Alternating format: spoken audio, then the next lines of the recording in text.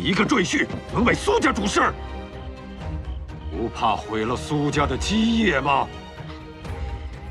那敢问白马驿馆，二位可还记得？英兄，这是何意？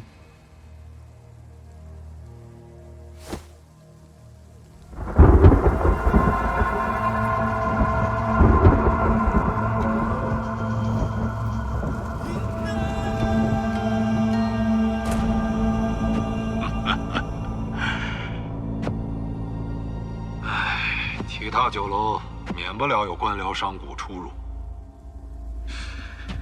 倒是此处别致啊，谈笑有赘婿，往来无男丁，啊！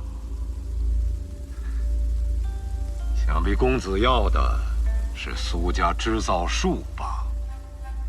大人行军打仗，自是谋定而后动。乌某的棋子，不止顾燕珍这一枚。营业，休要装神弄鬼！